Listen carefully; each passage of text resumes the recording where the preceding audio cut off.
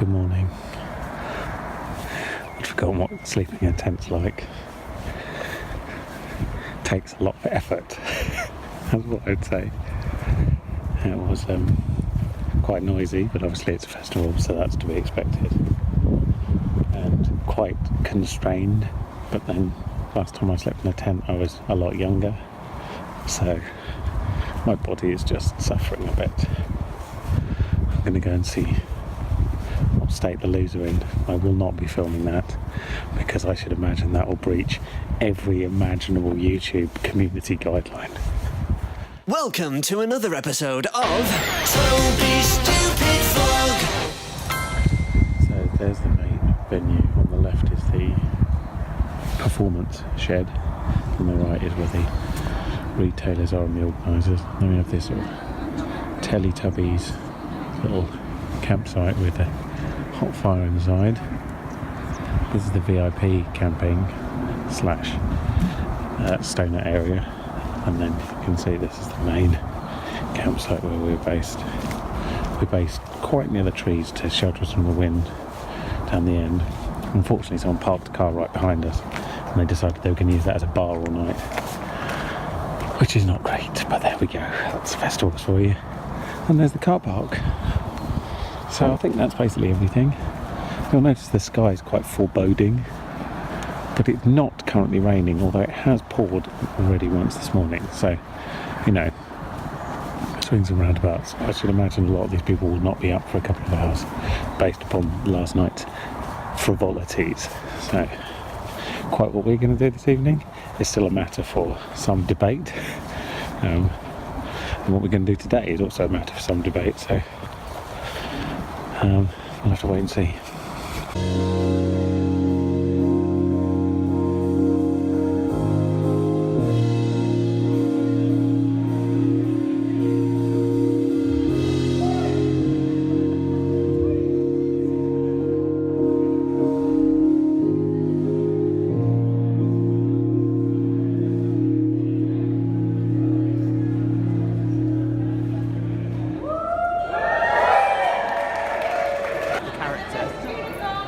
From the nose.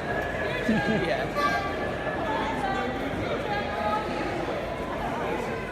Hi there, it's Tuesday and we need to have a catch up, but I haven't really had a moment and I'm going to go and buy some things to eat today, but then I promise I'll update you on what the hell's going on, because I'm not entirely sure I know, because it's all been a bit frantic for the last 2.5 weeks, but things are slowly getting back to what some people might describe as normal. Well, that's not working, is it? That is a classic burst water main. Luckily Thames Water are here to have lunch and watch it. So that's nice. I'm going to go the other way. So let's have a bit of a recap as to where we are. That much is easy enough. Saturday we started at Badgerfest and it rained all day.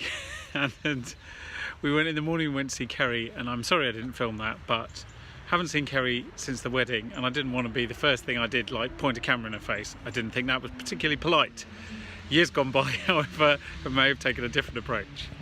But it was very nice to sit down and see Kerry for a couple of hours. Then we came back to the festival, by which point it was clear that our tent was leaking quite badly. Only in the main bit, not the bit we were sleeping, but the rain was getting heavier and there was a fairly good chance that we'd just be sleeping in the wet.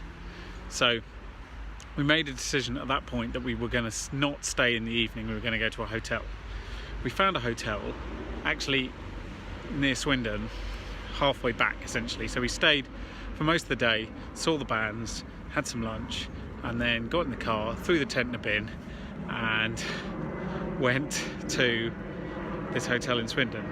We stayed overnight. Sunday we went to see my parents, rather knackered and sort of a bit disorientated. And yesterday my parents came here and we went round the gardens a bit, and it was very nice because they haven't been to Kew in ages. So that was very good. Today I've been editing videos mostly for the language malarkey videos that I've been doing for months now, and trying to work out what I need to do for the rest of this month. And it's all sort of hit me as a bit of a wave, if I'm honest. So Badgerfest was great and fun, and did enjoy it, but I've realised I'm too old for festivals. I didn't really want to believe that, I don't think, before I went, but I like the idea of being outdoors and in a tent and, like, you know, being a bit sort of more basic living, but I can't do it with 1,000 people around me. And yeah, it's you have to be young and young of heart as well, and I'm not as young of heart as I thought I was. So there we go, that was a horrible realization, but useful. And today I've just been feeling a bit sort of demotivated and generally sort of, I don't know exactly what the issue is. I mentioned this a couple of weeks ago, and I said I felt a bit just sort of not with it. It's very unusual for me, but I think pretty much since the beginning of August, since I got the shingles malarkey, I haven't been quite back to my peak. And, you know, a trip here and there helps, and so, you know, it was nice to be in Wales and Manchester and what have you, and change of scenery is really good. But it's really just a, you know, a temporary measure, and I can't put my finger on exactly what it is, but I think I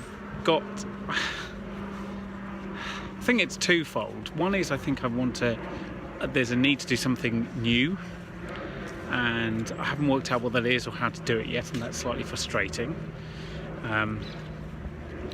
It's not what I want to pack my job in again and start all over again, I don't. But I need to add something to it and make it a bit, go, you know, the next level essentially, whatever that is. I'm not sure what it is. So that's part of it, and that's sort of annoying me. And the other part is, I think since I got my German citizenship, and this sounds strange, I've been thinking a lot about my grandparents. And my dad's writing a piece about them at the moment, and he's asked us to sort of put down our thoughts on paper about them and what we remember about them. And I haven't really thought about them that much until this process started. And it's been a sort of strange reawakening in some ways. And all of these feelings combined with the shambles that is this country have made me feel rather depressed at the whole affair, really.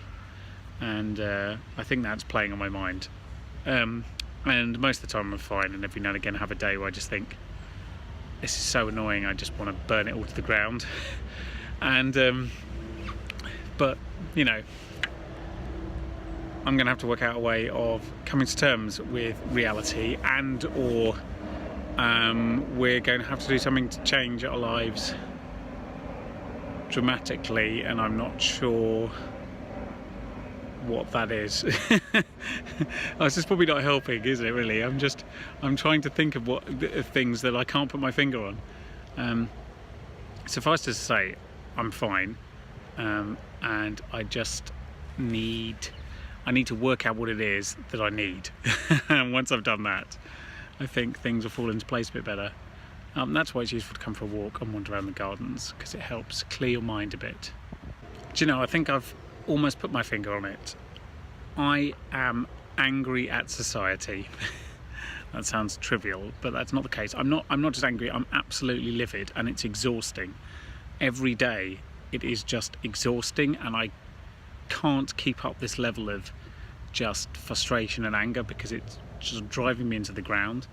And, you know, I've talked about it plenty, about all the reasons that I am, but it's desperately depressing, and I don't quite know how to well, I can't combat it, like me versus, you know, an entire government is not going to work. So I need to work out a way of getting what I want out of it, and I'm not sure how to do that yet.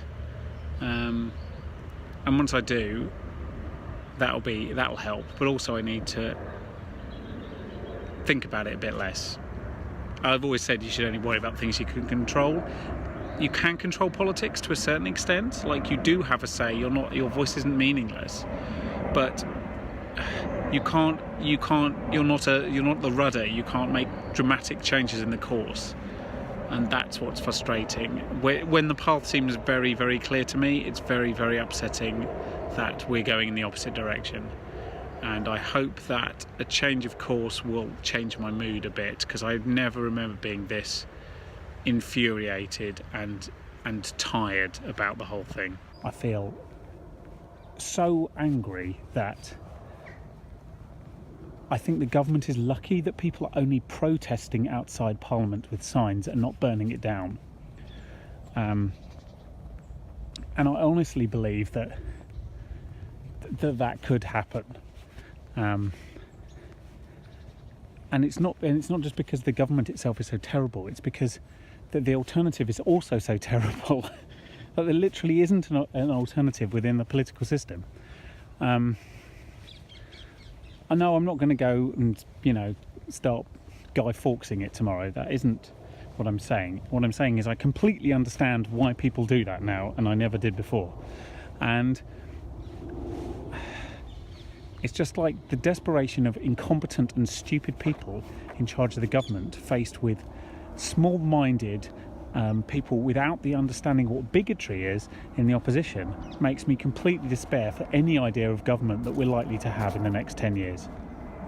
And that I find very scary, very annoying, and doesn't make me want to meet an MP so much as punch one. I still believe sincerely that the solution is rational, intelligent people making rational, intelligent choices when the government does not. So fear thee not just yet.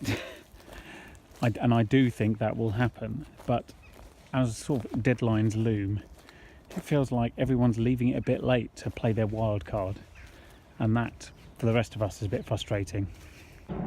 Right, I'm not going to dwell on it any longer because I'm not sure it's helping, if I'm honest. But suffice to say, I'm not going to kill anyone and everything is broadly okay. I'm just a bit frustrated.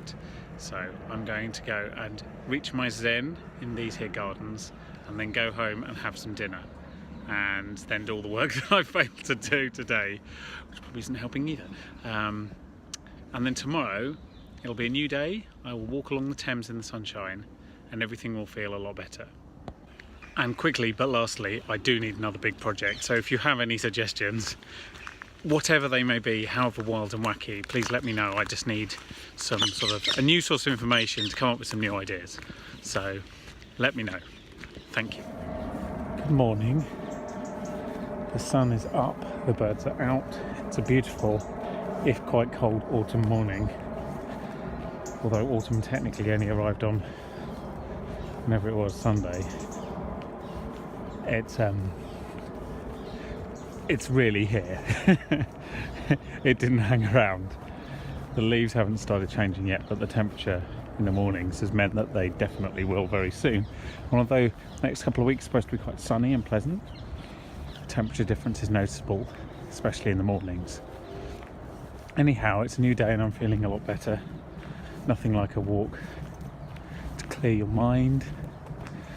So I'm going to stroll down towards Hammersmith today and get on the train from there. I think the other thing is that as you get older, I think you're more seasonally affected as well. So they talk about SAD, seasonally affective disorder, where people are depressed because it's winter. Well, I understand that. It's because there's not much light and we're not really designed to live in the dark, so it's not very pleasant. And I also think it's more than just the fact that the days are getting shorter and colder and the weather's less reliable, although all those things have quite a large factor. But I think it's also a sort of historical memory of the first 18 years of your life, with this time of year represented going back to school as well. So a sort of end of freedom. And I think all in all, September's can be very nice, but coming towards October, you really feel like it's done. And I'm not a big fan of winter, and that's an understatement of the highest order. I like Christmas markets, but the rest of it, just no thanks. Winter's a place I want to visit, not live. And I think the realisation sort of eventually catches up with you, especially after you have an early summer like we did. And then I missed a month of it with shingles. So yeah, you have to come to terms with autumn. It does have some good things about it, but the length of the days is not one of them. Looks pretty good, doesn't it? Out in the Thames. I mean, it's cold, but aside from that small problem, it looks lovely. Good evening. I'm back on the Thames, having done a full day's work. First thing is there's supposed to be a plane on both flight paths, south and north. Probably hasn't turned fully. Anyway, look at the colour, it's amazing. The sun is setting and I'm heading home. I'm back on the footpath alongside the Thames once again, and today is a beautiful day and I'm feeling very good about it. And it's occurred to me that if you watch this vlog, you know, linearly, this must seem like one of the most up and down bipolar things you've seen on this channel ever. And to be honest, that is a bit how it's been this week. And as I mentioned before, I can't really put my finger on why. There's a lot going on, but none of it, you know, particularly traumatic. So I don't know, I think autumn doesn't help, as I mentioned. But as I said, today is beautiful. I'm feeling very good about it. I'm going for a walk again towards Hammersmith, the longest way I can, and I've got plenty of time and I can stop along the way and take in the world. I think it's worth capturing some of these amazing autumn scenes that you get along the Thames, even when you are on a busy road. It's sort of coming towards the end of the rowing season, sort of wraps up when the clocks go back. It's such a nice day. So today we're doing the longest version of the route between Kew and Hammersmith, which involves crossing 3 bridges. This is pretty much the most elongated way of doing this. You can cross any one of the 3 bridges once, or obviously you can cross all 3 bridges, but you have to cross an odd number of bridges or else you end up back on the side you started. So I figured I've got time, why not? Although I believe the Piccadilly line's on strike, so good work everybody, that's really worthwhile. Well, that's alright, I mean the whole country will be on strike in a couple of months anyway, so I just suppose I have to get used to this. Haven't really started hoarding food or water yet though, so maybe I need to think about that the weekend. Or, you know, alternatively just go to a civilised country. Either of those is an option. So, I think I need to talk about my grandparents. I think that the feeling I've had of melancholy is probably actually sentimentality, which I hate. I hate sentimentality. So maybe I'm beating myself up as well about the fact that I'm feeling sentimental.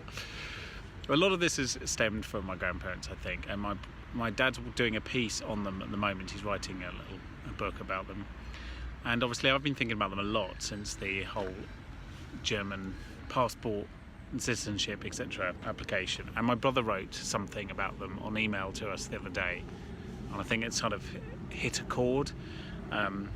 I mentioned them in my groom speech at the wedding, obviously. But they're very interesting people, and maybe everyone thinks their grandparents are interesting, I don't know. I think mine are empirically measurable as so, not least because they were both German and both Jewish and had to leave Germany in the late 30s for reasons that should be obvious to you, that they, you know, lost family members to that regime, and their lives were changed forever. And yet, despite that, you wouldn't know that to meet them. It's amazing how people deal with trauma. And my granddad died when I was about 10, and my grandmother when I was about 14, 15. And so it's nearly 25 years since I've seen either of them, which is a hell of a long time, but my memories are very, very, very clear indeed, which is weird in some way. And I was talking the other day with everybody about how I can picture every detail of their house, down to the textures of the floors, the smells of the rooms. It's almost unbelievable, but probably better than any other building I've ever been in. And it just shows what an impact, I suppose, being around them and being at their place had on me and my brother. My grandfather was possibly the most easy to get along with person you'll ever meet in your life. He was so calm and so measured and so relaxed, and usually pretty smiley at it as well, which was, you know, so relaxing to be around. My grandmother was very different. She was not relaxed. She was very passionate and very protective and very generous, and they had been together such a long time when he died that she didn't really know what to do with herself from that point onwards. But I remember both of them sitting watching us playing in their living room in Gloucestershire, and it's a very calming experience and quite a calming memory. And I'm not going to read too much into dreams because I don't really think they mean anything except they sort of reflect what you've been thinking about. I see them quite often in dreams, and it's a really nice experience, and and more so recently as I've been going through this whole process and beginning to understand a bit more about what they had to do and how their lives were so altered and the sacrifices that they were forced to make. And I still don't think I've processed it all, to be honest, and there's still a bit of work to be done there, 38-year-old me. So, but I think that's one of the things that's been playing on my mind recently. And it sounds strange, but it was a really good childhood, and they were a really big part of it. And it's interesting to reflect on it now because, you know, more recently I would have said that I didn't really think about them that much because they died when I was so relatively young. But the last couple of years that has definitely not been the case. I also think I now appreciate why some people are religious and why they have such a desire for there to be an afterlife, because they can't ever process the fact that they won't see somebody again, and that's the only way of dealing with it. And I sympathise. Still don't think there's an afterlife or reincarnation or anything of that ilk, but I can see why you might want there to be, because I mean I would really like to go round to my grandparents for tea just for an afternoon, and it would be amazing, but you know, life isn't like that. So I think that's where you know, that desire for there to be more than just what is now is predicated on. It's predicated on loss. I understand that. I don't think I ever really experienced loss when they died in a sort of very meaningful way, and maybe it's because I was a bit young. I don't think you really know what it means. It's only when you realise the depth of the person that isn't there anymore that you really understand what it is that you're missing. So I think I'm sort of processing it now 25 years later, which is odd.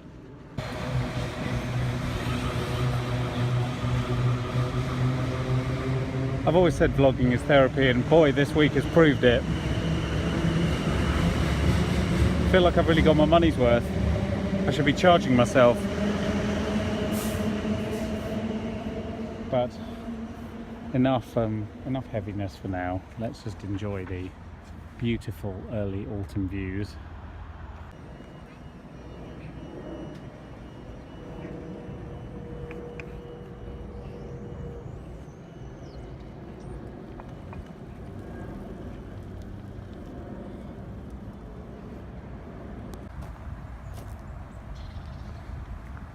Nearly at Hammersmith Bridge. I need to go and do some actual work. This has been very good, this walk, but you know, can't just walk here forever, although I probably would if someone paid me to, so that's a side note. But today we can't, so let's cross the bridge, the final one. Morning. It's Friday morning and I am going to get a haircut finally, about 3 weeks after I intended on doing it. I blame work. I mean, you know, things get in the way. But anyway, I'm going to get a haircut because we're going on holiday a week today and it's very hard to get a scuba mask over this mop. So that is the first order of business. Well, there you go. I got less hair. I feel better about it. The wind's picked up as if to accentuate what I have left. I'm now going to go into Vauxhall, or Oval rather, to WebVid, pick up some stuff, get briefed on what I'm doing this week and next, and then go and do whatever job it is that I'm doing this afternoon/evening at presumably some hotel in London. So there we go. So you've seen this towpath a lot this week, so we'll skip over the pleasantries. It's probably time I did a word of the week before I forget later in the day. We did camping last week because we went camping, obviously, and we spent the first 2 days this week at Badgerfest. And I figured, why don't we do badger? That's a word that comes up in conversation a lot, isn't it? Badger. So this week's word of the week is badger. So first of all, in German, badger is der Dachs. Der Dachs. I know that sounds like ducks. It's not ducks, it's a badger. Badger in German is der Dachs. Okay, and in Italian, badger is il tasso. Il tasso is Italian for badger. If you can hear a chicken in the background, please forgive it. It's just attention seeking. It probably wants me to do chicken as the word of the week. It's not going to happen. I think I've already done it anyway. So that was this week's word of the week. Here is the Oval. I don't tend to film it as I come past it, but I'm filming it now because I love it. It's an amazing cricket ground, but also because the cricket season has finished for the year and Surrey are the county champions. And that makes me very happy. And so I thought I'd just reflect that briefly in the vlogs to say 2018 Surrey were an amazing cricket team, and I hope it continues for quite some time. Lessons learned, deploying it has moved us towards So this is the AV Awards where I'm working tonight. IT connected world. It is absolute capacity. Integrated audio networking. 1,250 people here. So many products. This is the great room at the Grosvenor. It used to be an ice rink, as I think I mentioned. TSV, goverment, ordination of Vienna. This is a cake with projection, which is going to be eaten momentarily. But right now there's just projection on one side and obviously decoration on the other. I'm just waiting for tonight's star attraction, so I will show you. That's pretty much the last thing tonight. Ladies and gentlemen, please welcome to the stage, Ramesh Ranganathan!